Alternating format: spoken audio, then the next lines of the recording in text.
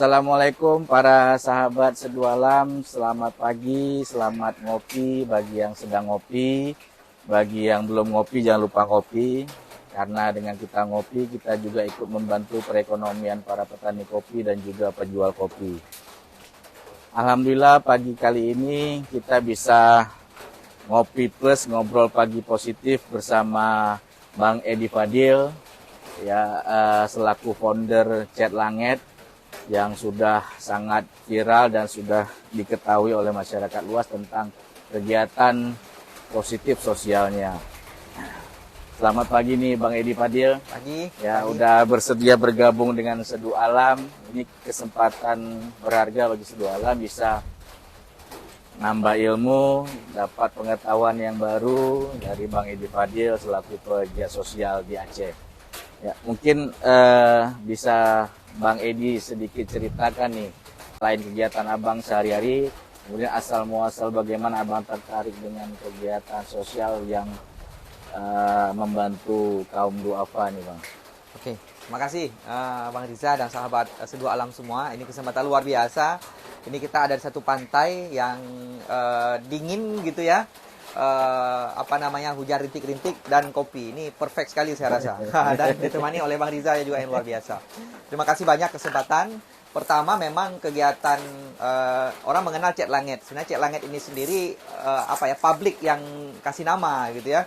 Cet Langet ini kan ini semacam pameo ya. Kalau orang Aceh itu pameo untuk menggambarkan hal yang agak nuansanya agak negatif sebenarnya Bang Riza. Iya. Jadi karena berhayal. Iya, misalnya orang berhayal ketinggian gitu ya. Misalkan orang ya petani tapi ngomongnya udah luar negeri gitu. Dianggap Cet Langet. Dan tapi memang inilah sebenarnya menjadi dasar kegiatan ini, memang kita semuanya dari publik gitu. Yeah. Jadi kalau dikatakan kegiatan ini bukan saya aktor utamanya, tapi aktor utamanya memang publik gitu ya. Publik artinya seperti relawan gitu ya. Jadi yang paling utama di kita itu ya teman-teman relawan gitu. Satu. Yang kedua adalah para dermawannya gitu ya. Kemudian para pengguna media sosial yang terus mengkampanyekan kegiatan ini. Saya hanya penghubung saja sebenarnya, hanya bagian kecil aja dari gerakan ini. Penghubung, kalau istilahnya dulu, kalau kita tahu kalau dulu ada pakai Nokia ya. Itu ada moto Nokia itu connecting people. Jadi saya sebenarnya lebih ke connecting people-nya. Menghubungkan antara relawannya dengan para pengguna media sosialnya dengan para dermawannya. Seperti itu. Nah, awalnya gimana? Awalnya malah dari hal yang kayaknya iseng aja gitu. Jadi kita nggak pernah merencanakan akan kegiatan gimana-gimana. Jadi kebetulan waktu itu ada kawan gitu ngelapor, teman di media sosial ngelapor ada rumah, dia nge-tag saya di Facebook. Ada rumah di Sawang, Aceh Utara, kondisinya sangat tidak layak gitu. Lalu saya pikir, wah ini saya seumur hidup nggak pernah lihat rumah yang seperti ini gitu. Waktu sama kawan kita langsung turun lihat gitu ya. Dan waktu itu kita belum kebayang juga akan ngelakuin apa gitu. Lalu di situ ada rumah satu keluarga dengan 2 anak dengan hanya satu kamar ya, 3x3 lah, dengan dinding dari batang rumbia gitu ya, dengan lantai tanah. Jadi satu ruang di situ semualah. Kamar di situ, dapur semua di situlah. Dan saya merasa bahwa wah gimana ya gitu saya bisa melakukan sesuatu, sementara juga saya nggak punya uang gitu. Nah waktu itu saya teringat di publik itu, waktu itu di Eropa itu tersebar ya di media gitu, ada event pengumpulan dana publik yang namanya itu Ice Bucket Challenge. Jadi orang itu disiram pakai air es terus tumbang gitu. Jadi ada semacam penelitian satu penyakit tertentu waktu itu yang butuh dana besar, dan tim peneliti ini butuh uang untuk meneliti gitu. Jadi dibuatlah tantangan Ice Bucket Challenge. Orang disiram pakai air es terus nyumbang. Waktu itu ada misalkan Bill Clinton, ada Jose Mourinho, tokoh-tokoh dunia lah, Cristiano Ronaldo itu ikut tantangan ini. Disiram pakai air es terus terus nyumbang gitu. Kemudian di Indonesia juga ada event pengumpulan dana untuk bangun sekolah di pedalaman waktu itu di Jawa Barat. Itu namanya I Like Dangdut. Bisa lihat mungkin di YouTube sekarang. Jadi orang itu ditantang bergoyang dangdut selama beberapa detik atau berapa puluh detik, terus nyumbang. Saya pikir ini orang unik gitu. Orang dibuat dibuat mungkin dalam kalau saya disuruh goyang dangdut depan rame saya agak malu gitu ya. Tapi dibuat malu tapi nyumbang gitu. Terus orang disiksa dalam tanda kutip ya, pakai air es dingin gitu, luar biasa dingin tapi nyumbang. Menurut saya kan ini unik gitu. Waktu itu saya kebayang apa ya keunikan apa yang bisa saya lakukan agar mau bantu rumah ini gitu. Rumah yang tadi saya lihat. Jadi saya berkesimpulan bahwa kadang-kadang kita orang butuh hal yang baru. Orang nggak butuh hal yang ayo nyumbang yuk gitu. Mungkin itu terlalu biasa. Jadi orang butuh satu hal yang unik agar orang nyumbang. Iya. Waktu itu saya buatlah bukan konten ya, semacam status Betul. di Facebook. Hmm. Saya fotoin rumahnya, saya Iya. taruh one like, one comment 100.000. Ya. Yang intinya adalah saya ngajak orang untuk kalau Anda mau nge-like status ini, Anda wajib nyumbang 100.000. Kalau Anda mau komen atau nge-like di status ini, kasih like gitu, Iya. kasih jempol, Iya. itu bayar 100.000. Iya. Kira begitu. Nah, itu bagi orang mungkin terasa unik. Dan orang memang benar merasa unik, dia langsung inbox saya. Iya. Bang, ini beneran gitu. Iya. Benar, saya bilang. Ya. Lalu ada orang yang juga nge-like dan komen, saya langsung inbox orangnya. Pak, terima kasih sudah nge-like. Sesuai ketentuan status, silakan nyetor 100.000. Ya. Orang pada surprise. Nah, singkat cerita, di hari pertama kita dapat dana itu sekitar 8 jutaan. Ya. Dari proses satu like, satu komen 100.000 itu. Ya. Saya rekap, Ya. saya tuliskan nama penyumbangnya, kemudian kita beli langsung pasir, besok paginya kita beli pasir, semen, batu bata, segala macam, kita fotoin, kita taruh di Facebook saya, dan saya taruh nama-nama penyumbangnya. Dan orang jadi sangat surprise. Jadi awalnya dari iseng aja, saya juga nggak yakin awalnya bisa nggak orang nyumbang gitu ya. Ya, ya. Dengan apa ya, media sosial kan ada penipuan macam-macam ya. Betul, betul. Kira Karena begitu. banyak sekali nih penipuan online gitu Betul, ya. betul. Tapi alhamdulillah itu 8 juta, kemudian singkat cerita dalam 2 bulan itu rumah itu tercapai sekitar 38 juta setengah. Itu rumah pertama. Rumah pertama. Nah, rumah Di pertama sekali. lokasinya kalau boleh tahu di mana tuh? Di Kampung Luhuk Gajah, Kecamatan Sawang, Aceh Utara. Oh. Nah, saya ingat sekali karena itu rumah pertama. Ya. Malah sampai pemilik rumahnya saya masih ingat, Ibu Marjana dan Pak Habibullah namanya. Ya. Ada anak beliau 2, Sani namanya, dan Muhammad Wali Al-Khalidi. Dan alhamdulillah sekarang dua-duanya sudah sekolah dan sebagainya. Sudah. Itu rumah pertama. Ya. Kemudian baru berlanjut ke rumah-rumah lainnya gitu. Baik, luar biasa nih Bang. Ya, ini kawan-kawan Seduh Alam, kondisi emang di sini agak hujan sedikit, jadi memang ada suara-suara hujan. Biasalah, namanya juga Seduh Alam, kita ngopi di alam ya, kondisinya seperti ini. Betul, betul. Jadi harap maklum kalau suaranya agak kurang jelas. Baik, Bang Edi. Ini Bang Edi ini juga dia ASN ya Bang ya? Betul, betul. Ya, ASN yang ya bisa menurut saya berprestasi lah. Ya. Karena dengan program-programnya ini banyak membantu para duafa. Dengan kesibukan di ASN sendiri dan kesibukan membantu orang, ya apa nggak susah membagi waktunya di mana? Ya, sebenarnya enggak juga ya. Kenapa? Ya. Karena lagi-lagi kayak seperti awal saya sampaikan, bahwa sebenarnya aktor utama di kegiatan ini adalah teman-teman relawan gitu. Ya. Saya PASN, saya orang yang pagi jam 8 udah harus ngabsen gitu ya. Jam 5 ngabsen gitu, Ya. sidik jari gitu ya. Ya. Jadi orang yang dengan segala rutinitas yang seperti itu gitu. Ya. Jadi Kalau nggak absen potong gaji ya. ya, kalau absen potong gaji. Jadi ya saya insan yang dijaga oleh absen. Gitu. Aduh, apa boleh buat gitu ya.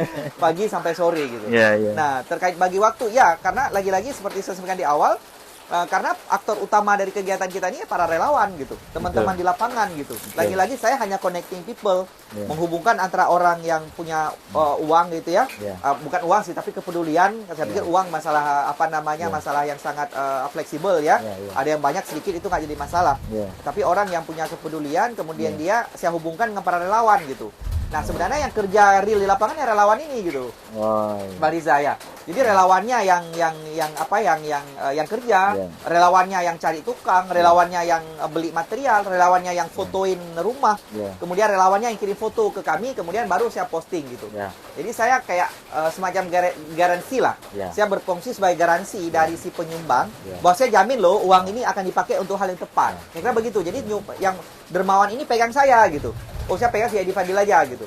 Nah, teman-teman relawan juga pegang saya. Ya. Jadi, itulah fungsi saya di tengah menjadi penghubung antara dua ini. Tapi lagi-lagi waktu yang paling banyak dihabiskan itu oleh teman-teman relawan gitu. Jadi pekerjaan hebat ini bukan hanya Oh no. Edi Fadil sendiri Enggak, ya. sama sekali enggak. Berarti yang utama itu para dermawan, Betul. relawan, Edi Fadil hanya sebagai Penghubung. penghubung dan Benar. penjamin ya. Benar, penjamin. Jadi memang misalkan ada ini udah berapa ya habis uang untuk rumah ini misalnya. Iya, Misal iya. ada donor nanya gitu. Iya. Ya saya harus clear dengan teman-teman relawan. Betul, betul. Bang, ini misalnya dari relawan kami misalnya Bang Akmal namanya. Bang Iya. Akmal ini udah berapa ya habisnya? Iya. Ya saya ngomong ke dermawan Bang segini. Iya. Oh, apa aja ya segitu itu apa aja. Saya minta Iya. ke relawannya. Ya. Nah, kenapa? Karena dermawan ini pegang saya. Relawan juga pegang saya gitu. Iya. Nah, ketika ini nggak clear, ini nggak bagus gitu. Betul, Makanya kita harus selalu clear dengan relawan, dermawan itu harus selalu clear gitu. Dan saya menjamin proses itu terjadi dengan clear gitu. Iya, iya. Sehingga kepercayaan publik itu terus tumbuh. Kira-kira Iya. begitu. Iya, Ah. iya. Nah, ada nggak dermawan itu yang curiga karena ini dianggap untuk memperkaya diri sendiri, atau juga si penerima manfaat ini juga curiga bahwa ini mereka dieksploitasi Oke. gitu. Sejauh ini saya nggak pernah dapat satupun ya. Iya, iya. Tapi kalaupun ada, mungkin mereka nggak ngomong langsung, mungkin ya. Mungkin ya paling apa ya? Paling alah ya udahlah nggak usah nyumbang lagi gitu ya. Iya, iya. Dan bagi saya santai aja, Iya. karena kita dalam kegiatan ini juga nggak pernah target sesuatu ya. Iya, iya. Kita dari awal kita sampaikan tadi kita apa ya iseng malah ya. Iya, iya. Jadi bagi saya ini siklus alamiah saja. Iya. Kalau orang masih percaya, alhamdulillah kita jalankan. Iya. Kalau orang merasa bahwa ya mungkin ada tempat lain yang lebih baik, misalnya Iya. contoh kita belum berbadan hukum gitu ya. Iya, iya. Oh, itu sangat rentan gitu. Saya sadari. Misalnya, Iya. mohon maaf saya cerita aja. Misal minggu Iya. lalu ada orang kirim ke saya uang 60 juta. Iya. 60 juta saya belum kenal orangnya. Iya. Jadi kalau kita pikir secara logika sederhana, Iya. misal ya, kita Iya. manusia ya. Iya. Tiba-tiba saya meninggal. Saya mungkin belum kasih tahu ke istri, Iya. "Dek, ini ada uang orang 60 juta di sini." Iya.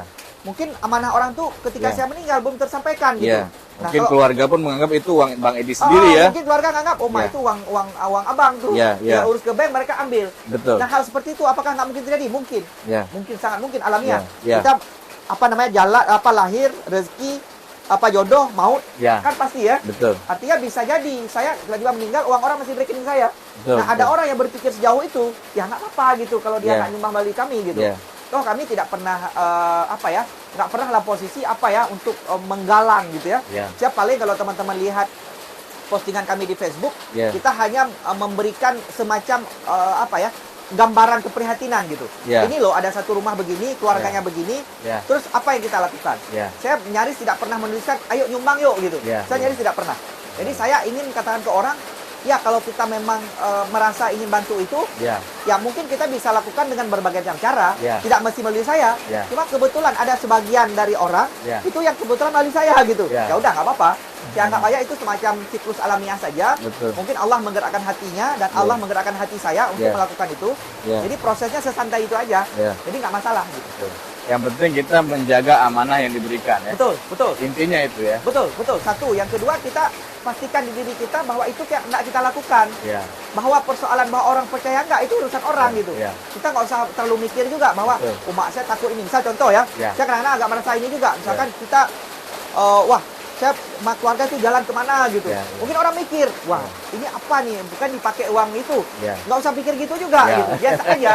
Kita santai aja gitu Ya. ya. Yang penting kita pastikan diri kita nggak melakukan apa yang nggak betul gitu. Ya. Bagi saya itu udah cukup. Satu. Ya. Yang kedua, ini dunia media sosial. Ya. Dunia media sosial ini media yang sangat terbuka. Ya. Contoh gini, Bang Riza. Ya. Orang nyumbang, saya Bang Riza nih, Ya. nyumbang 100.000. Ya. Tiba-tiba abang nggak lihat itu ada sumbangan abang di pembangunan rumah. Ya. Abang bisa tulis di wall saya, Ya. Edi Fadil, kemarin itu sumbangan saya 100.000, kemana? Ya. Atau jangan di wall saya, tulis di wall abang sendiri. Betul. Saya kemarin nyumbang ke Edi Fadil 100.000. Uangnya nggak ketemu kemana tuh, nggak jelas Ya. tuh orangnya. Ya. Saya pastikan itu Ya. dalam waktu sehari, Ya. saya akan runtuh. Ya. Selesai. Betul. Kenapa? Semua orang bisa lihat gitu. Ya. Toh hari ini media sosial itu nggak terbatas. Betul. Kira-kira begitu kurang lebih. Ya. Jadi sebenarnya di dunia sekarang media sosial ini sangat mudah Ya. untuk kita ngontrol orang itu juga Ya. sangat mudah. Ya. Dan untuk jatuhin orang juga sangat mudah. Kira begitu. Jadi kita harus betul jaga gitu. Ya. Ya. Kalau sempat 100.000 aja, Ya. kita misalkan curang, Ya. terus orang tahu, Ya. tiba-tiba dia tulis di postingan dia, Betul. ini uang dia 100.000 dibawa lari gitu. Ya. Habis kita.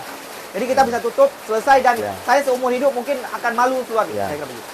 Ya, jadi yang paling penting nih sahabat Satu Alam, Ya.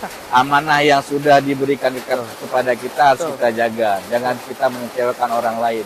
Karena sangat rugi bagi kita pribadi kalau sampai mencelakai atau mencederai amanah tersebut. Betul, betul, betul. Ini suasana nih makin lebat aja nih hujannya Bang Edi. Ya, betul, betul. Jadi mudah-mudahan suara kita sangat jelas ya sama para penonton Seduh Alam. Hujan makin lebat, cuaca makin dingin, nih kopi juga sudah tersedia. Sambil ngobrol santai, kayaknya lebih enak sambil ngopi nih Siap. Bang Edi. Siap. Cuma ini kopi tanpa gula nih Bang Edi ya. Yap. Wah, Nah, silakan Bang Edi. siap. Bismillah.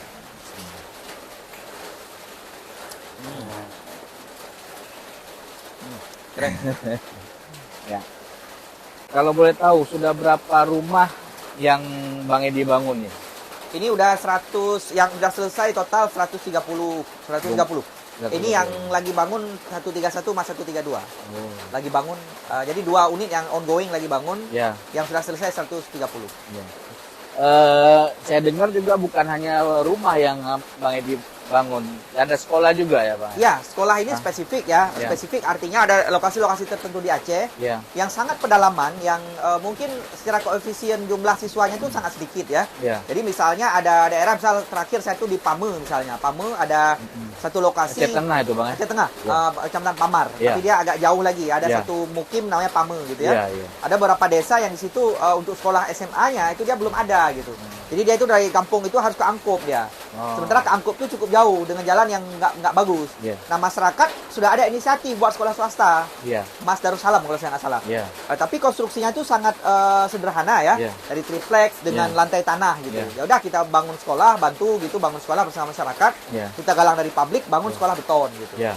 Nah, singkat cerita sekarang udah ada sekolah di sana gitu ya. Kemudian ada di paling kurang 3 lokasi lainnya lah. Jadi udah 4 sekolah total kita bangun.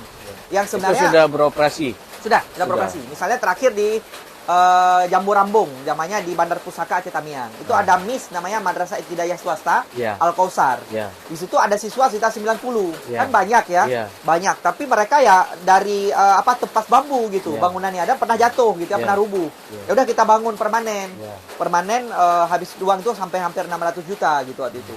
Ya udah sekarang udah beroperasi dengan musola segala macam bagus sekali gitu. Itu semuanya bantuan para relawan berarti. Para dermawan semua. Para dermawan Para semua. dermawan semua. Meskipun nanti ada pribadi-pribadi ya yang mungkin dia kerja di pemerintah gitu ya, Ya. tapi tidak mengatasnamakan instansinya. Ya, pribadi berarti. Pribadi. Dia summa sampai besar, misalnya sampai 100 juta ada, sampai 50 juta ada gitu. Berarti dermawan perorangan lah. Perorangan, betul. Kalau dari instansi-instansi lain pernah nggak mengajak nih Bang Edi untuk membantu satu rumah atau sekolah atau Banyak. bangunan Banyak. Jadi ini misalnya selain yang 2 tadi, Ya, kita sama sama salah satu perusahaan di sini ya. ya, Saya sebut aja misalnya Solusi Bangun Andalas. ya, Nah, kita ini lagi bangun juga rumah ya, Ya. lagi bangun rumah. Kemudian kita sebelumnya juga pernah dengan PT Nifa misalnya, Ya. pernah 2 rumah. Ya. Kemudian dengan Bank Aceh gitu Ya. ya, pernah beberapa puluh rumah Ya. gitu ya. Kemudian dengan konsorsium BUMN gitu, kita juga pernah bangun rumah. Ya. Gitu-gitu. Ya. Jadi kalau tapi dengan saya yang 130 tadi itu murni kerelawanan gitu. Saya kalau yang Berarti yang 130 itu murni dermawan perorangan. Yap. Tapi yang tadi yang dari lembaga hukum ya. Lain lagi. Artinya itu lain lagi. Berarti Itu total semua kalau sama-sama lembaga udah 211. 211. Luar Nah, biasa. saya nggak hitung yang lembaga apart corporate bukan apa-apa karena bagi Ya. saya ini hal yang agak mudah gitu. Artinya kita teken gitu ya. Ya. Kemudian tinggal ada uangnya, Ya. tinggal kita bangun gitu. Ya. Bagi saya ini agak mudah jadi saya nggak terlalu hitung sebagai effort yang kuat gitu. Ya. Tapi yang bagi saya yang paling sangat berkesan itu adalah yang kita ngumpulin dari 1000 dana publik gitu. Ya. Nah, artinya sebenarnya kalau mau dijumlah ya kalau dari yang corporate tadi paling kurang udah 79 kalau saya nggak salah. Ya. Jadi total tuh udah 211 unit rumah. Ya.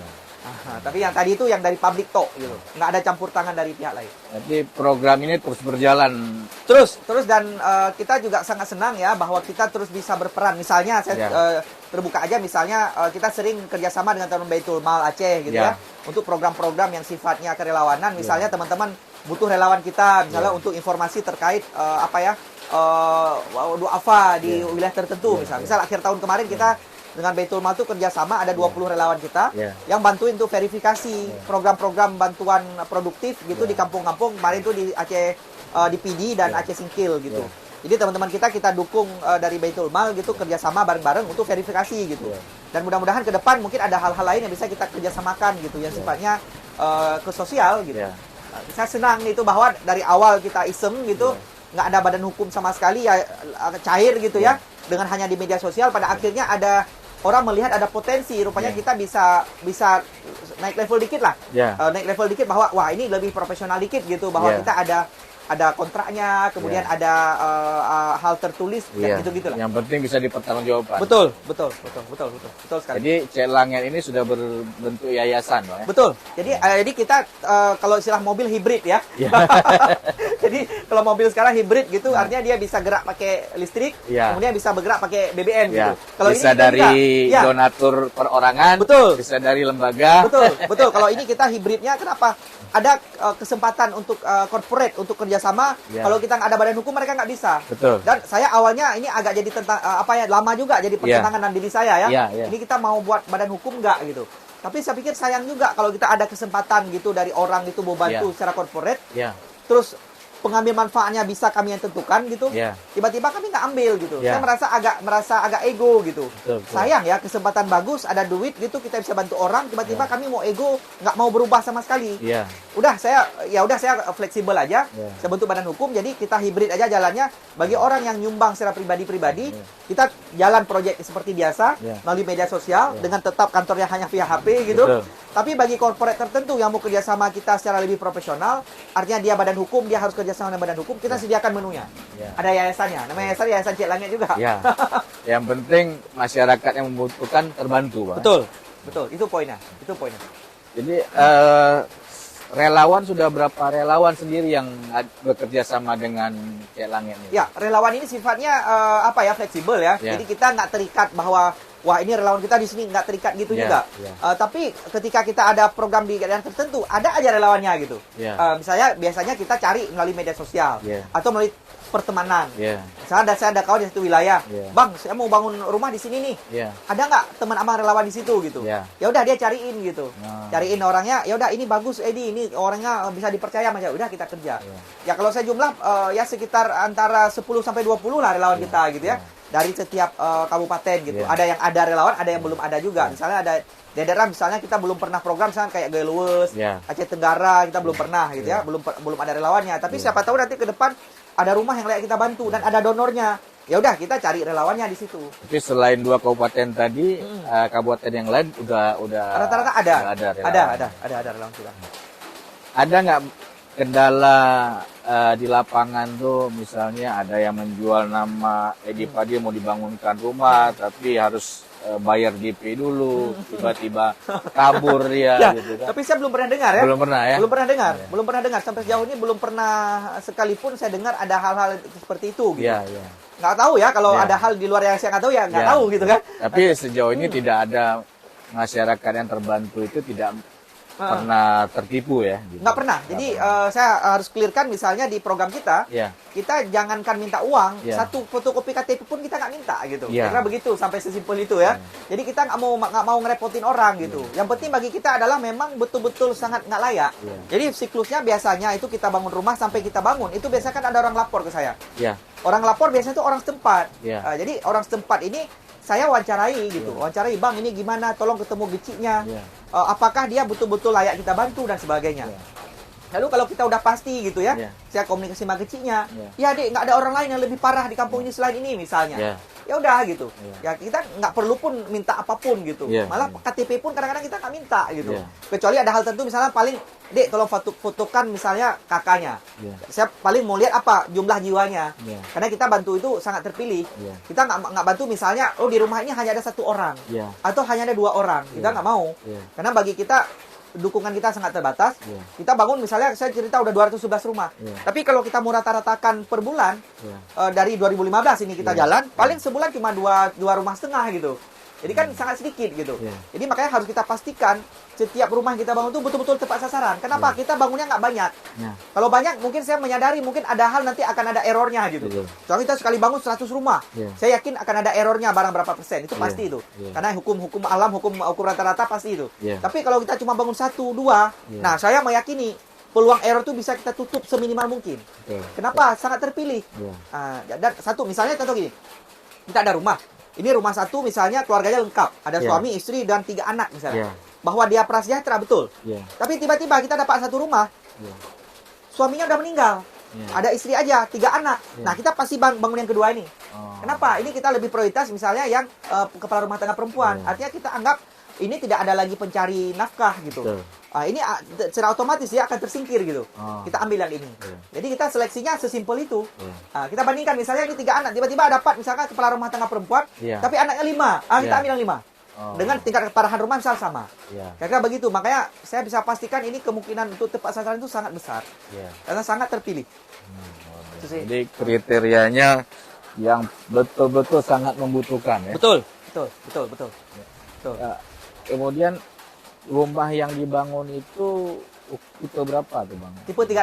Tipe 36. Biasanya tipe 36 dan itu pun unik ya. Nah. Pada kalau teman-teman mungkin lihat, teman-teman Seduh Alam bisa, kemudian ada beberapa teman saya di Facebook misalnya bisa lihat di rumah yang kita bangun. Iya. Itu dari rumah pertama sampai di rumah udah keberapa, Iya. itu modelnya sama semua. Ya. Memang nggak sengaja juga kita, karena jadi ceritanya waktu rumah pertama tadi yang saya cerita di Sawang tadi, Ya. kan kita udah terkumpul uang tuh 8 juta yang Ya. hari pertama. Ya. Kan kita panggil tukang. Iya. Jadi kita kan, wah saya takut juga nih uang orang 8 juta gitu Iya, kan. Mau iya. saya gimanain, saya panggil tukang. Iya. Tukang ngomong gitu. Iya. Bang Edi, ini kita mau ke rumah, oke. Ah. Terus rumahnya mau gimana? Iya. Waduh, saya juga bingung Pak. Ada gambarnya nggak katanya? Ada gambarnya, ada rapnya. Nggak ada Pak, saya bilang. Saya bukan anak teknik gitu Iya, ya. iya. Nggak ngerti gitu. Lalu gimana kita bangun? Kebetulan Iya. rumah yang di samping rumah yang mau kita bangun itu Iya. ada rumah yang modelnya sama kayak kita bangun. Iya. Saya bilang, Tipe Pak, 36 juga. oh, saya bilang, Pak, bangun ya rumah kayak gitu. Saya bilang, Pak contek aja kayak Iya. gitu, tanya aja sama orang situ, Iya. rumah ukurannya gimana, habis uangnya berapa, materialnya gimana, bangun ya kayak gitu. Iya. Kebetulan rumahnya itulah tipe model tampung AA kalau orang Iya. bilang gitu ya, Iya. tampung AA itu. Iya.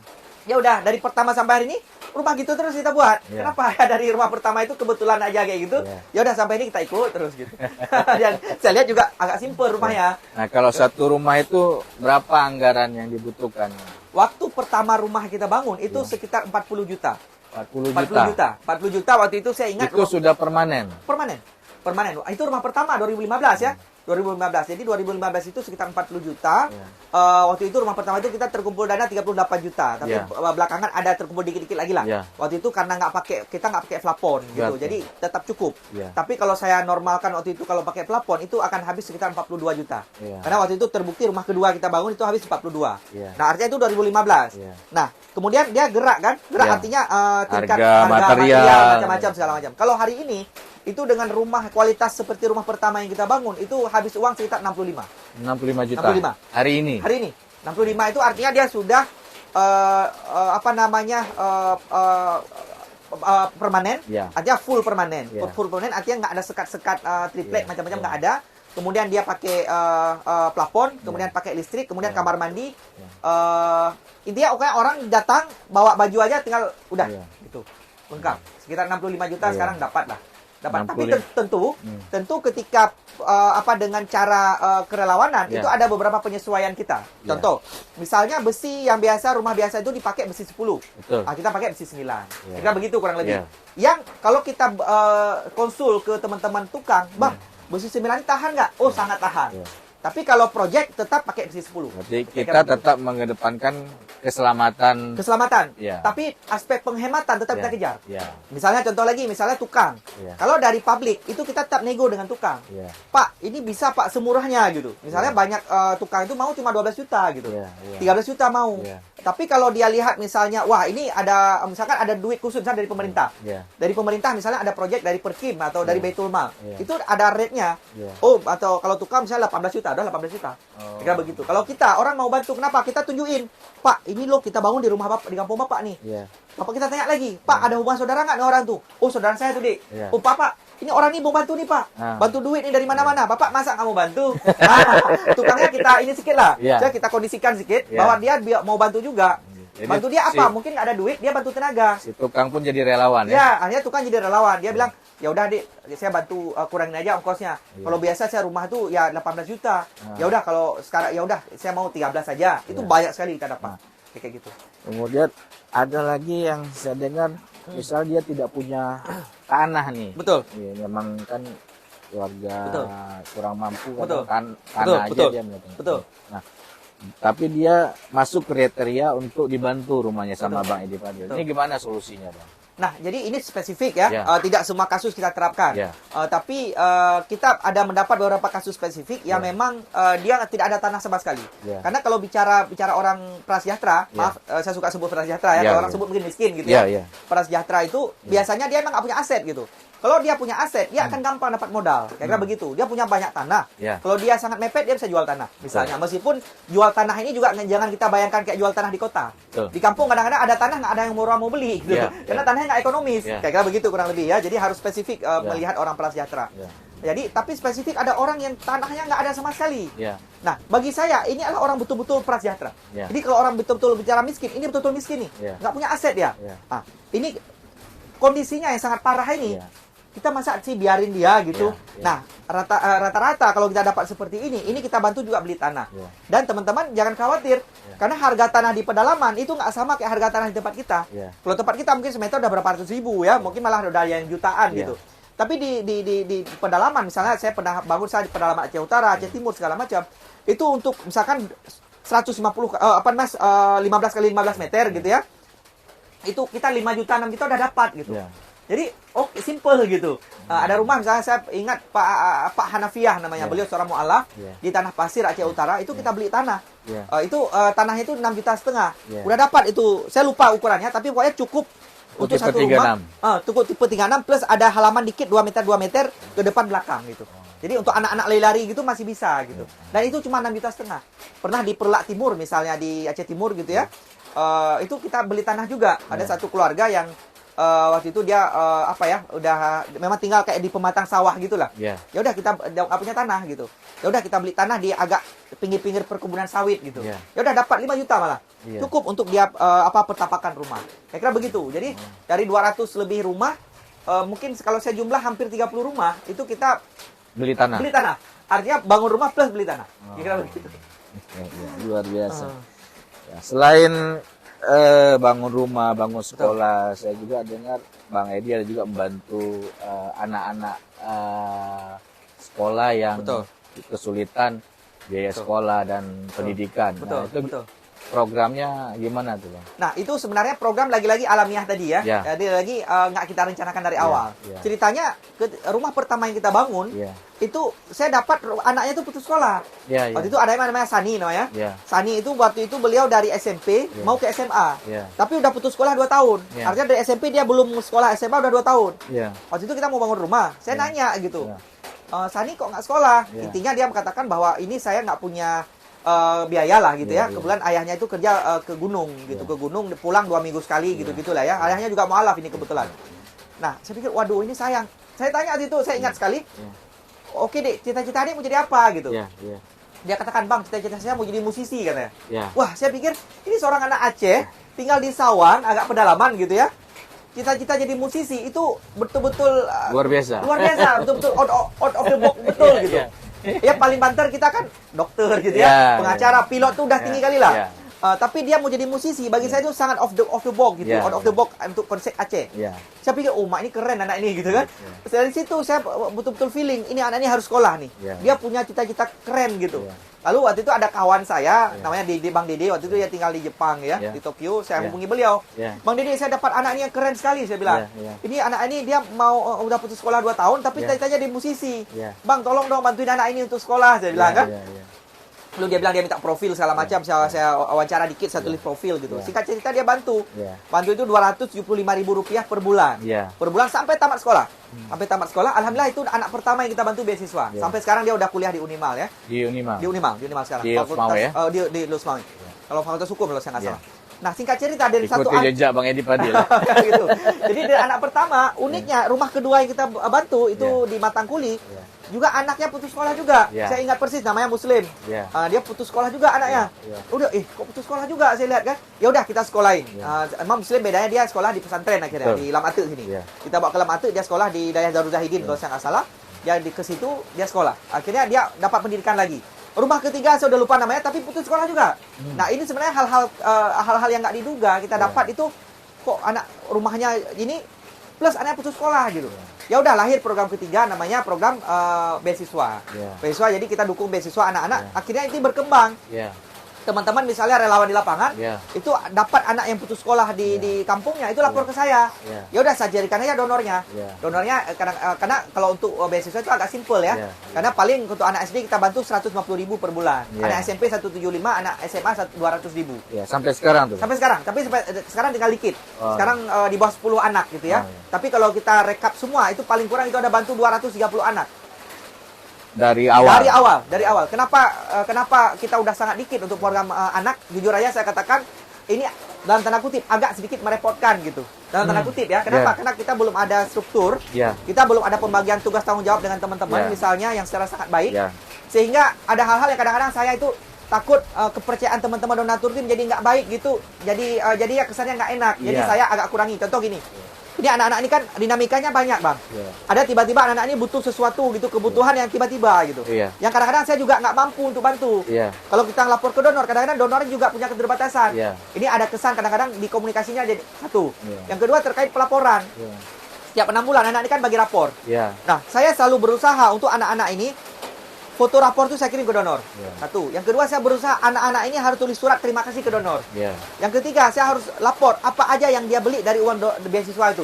Ya. Nah, kadang-kadang itu memang agak sedikit rumit gitu. Ya. Nah, kadang-kadang misalnya ya, ada sekolah itu nggak kasih rapornya dibawa pulang, Ya. ditahan di sekolah. Nanti waktu ke depan baru dikasih gitu-gitulah. Ya. Sementara saya butuh laporan ke donor. Ya. Nah, itu kesannya agak kurang enak gitu. Ya, Nah, ya. sehingga saya merasa daripada nanti gara-gara ini saya merasa kesannya nggak enak sama donor ya.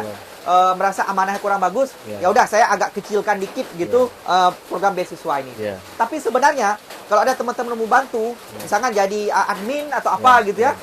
Itu sangat keren ini programnya. Ya. Kenapa? Karena orang sangat mudah jadi donor untuk beasiswa karena nggak banyak. Ya. Cuma 150.000. Ya. Anggap aja uang ngopi lah. Ya. Dia udah punya satu anak gitu. Kayak begitu. Ya. Ya. Jadi mungkin para sahabat sedualam yang mau mendaftar jadi admin, Oh, siap. ya, Siap. bisa menghubungi Bang Edi Fadil ya. Dengan senang hati. Ya, dengan senang nanti hati. kita cantumkan boleh kita cantumkan Facebook Bang Edi Boleh, Fadil boleh, ya. boleh. Nanti Boleh. kita cantumkan Facebooknya Bang Edi Fadil Boleh. di kolom description ya. Boleh. Dan sampai saya cerita Bang Iriza, Ya. sekarang ide di program ini Ya. namanya Gerakan Mari Sekolah. Ya. Itu ada teman saya namanya Kak Nuni, beliau Ya. itu tinggal di Jakarta. Ya. Itu sekarang beliau mengadopsi juga gitu. Oh. Beliau mah dari awal rekan kita ya. Ya. Sekarang beliau punya banyak anak-anak dampingan tuh di NTT misalnya, di Jawa Timur macam-macam lah. Dengan donor kawan-kawan beliau di luar negeri. Oh. Tapi alhamdulillah beliau sistemnya bagus gitu. Jadi ada kawan-kawan beliau bantuin jadi admin, catat segala macam gitu ya. Untuk laporan tuh udah ada orang khusus yang pegang dan sebagainya. Nah, saya pikir ini kawan saya, jadi bagi saya nggak ada masalah gitu ya, sangat bagus, malah ide ini bisa lebih besar. Ya. Nah, untuk konteks Aceh, saya pikir ini sangat menarik gitu. Kenapa? Banyak sekali deh anak-anak kita yang nggak sekolah gitu di lapangan. Ya. Mungkin kita lihat secara umum, oke, anak-anak sekolah. Betul. Tapi kalau mau teliti lebih jauh, Ya. banyak sekali anak nggak sekolah. Contoh Ya. real yang saya sampaikan tadi, Ya. rumah yang kita bangun, itu rata-rata anaknya nggak sekolah. Konkret tuh. Ya. Nah, ya, artinya kan sangat menarik kalau kita bisa jembatani satu anak itu dapat cita-citanya Ya. dengan kita jembatani dengan donor Ya. yang donor juga sangat mudah. Ya. Kenapa cuma 150.000 per bulan gitu? Dan itu bisa memastikan satu anak dari nggak sekolah jadi sekolah kembali. Kira begitu, Bang. Luar biasa program Bang Edi Fadil.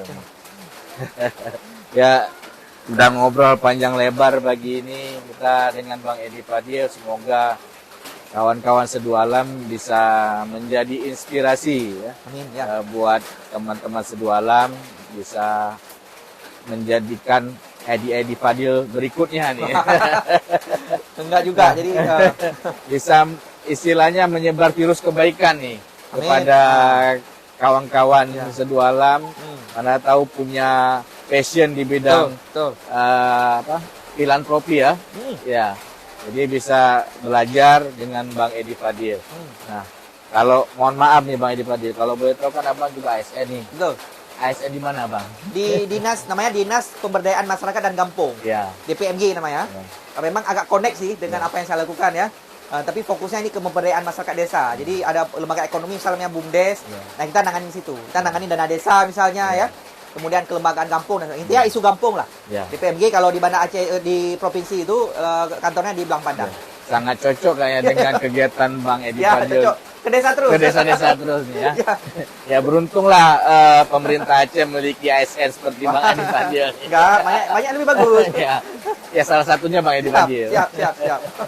Baiklah sahabat sedualam, kita cukupkan ngobrol kita karena Bang Edi Fadil ada jadwal lagi nih ya di Siap, tempat ya. lain. Ya.